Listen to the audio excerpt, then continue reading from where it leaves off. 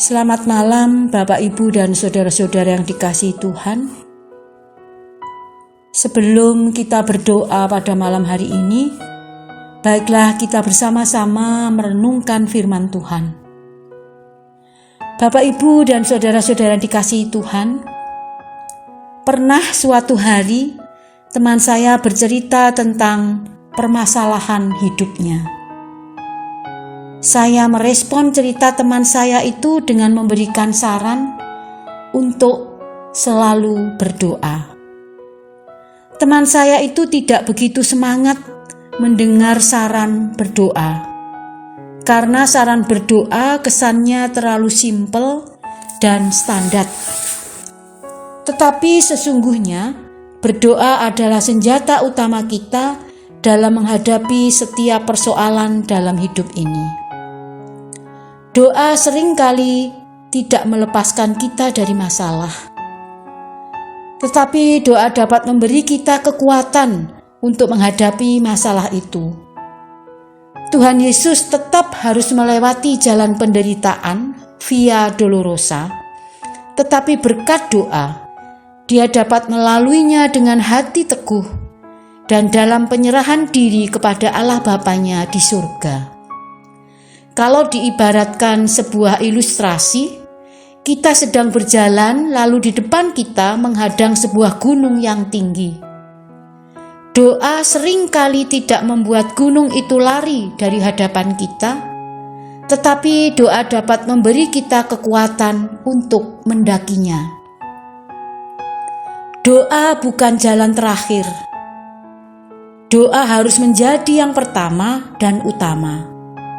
Jadi keliru jika kita baru ingat berdoa hanya selagi butuh atau kepepet.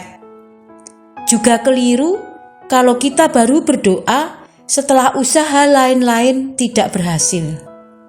Itu sama saja dengan memperlakukan Tuhan sebagai penjaga gudang.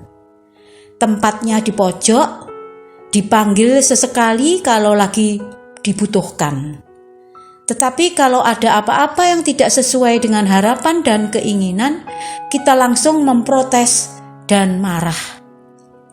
Oleh karena itu, sebelum kita menyalahkan Tuhan, kecewa dan menyesali Tuhan, baiknya tanyakan dulu pada diri sendiri, apakah kita sudah memperlakukan Tuhan dengan semestinya?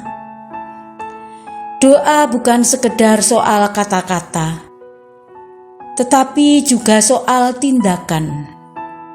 Terwujudnya sebuah doa seringkali merupakan kerjasama antara anugerah Tuhan dan usaha kita. Percuma misalnya kita berdoa supaya terhindar dari pencobaan, tetapi kita terus nyerempet bahaya.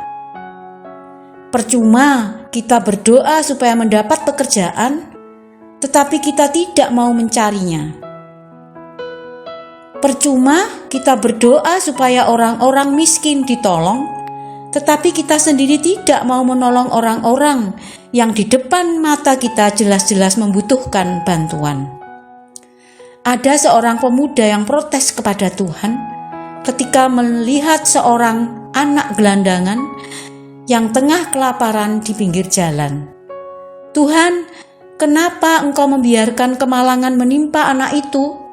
serunya. Lalu Tuhan menjawab, "Tetapi aku sudah mengirimkan kamu." Berdoa haruslah menjadi hal terpenting dalam kehidupan kita, lebih dari segala pekerjaan apapun. Sebab segala pekerjaan yang ada di dunia ini sifatnya hanya sementara saja. Sedangkan berdoa adalah suatu pekerjaan yang berdampak kekekalan. Hidup tanpa doa ibarat rumah tidak bertiang. Dapatkah sebuah rumah berdiri tegak bila tidak ada tiang yang mendukungnya? Mustahil.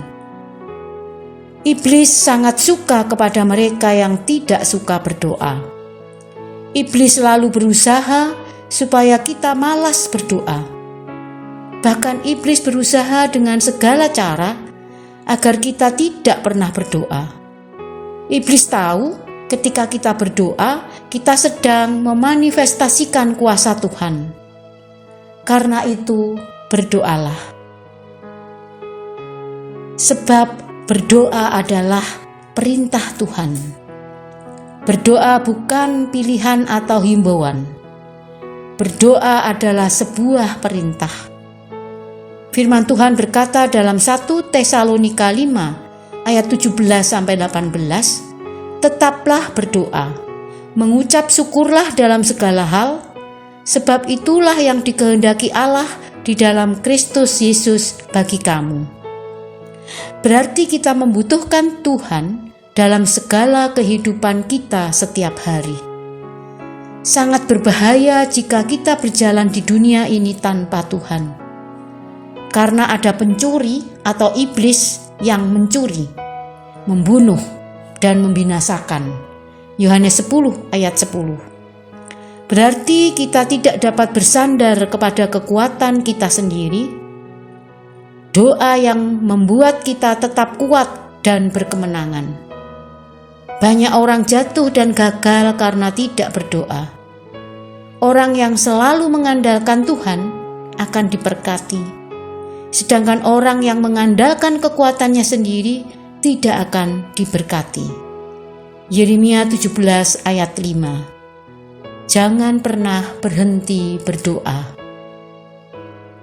Selamat berdoa Bapak, Ibu, dan saudara-saudara yang dikasihi Tuhan. Tuhan memberkati. Amin.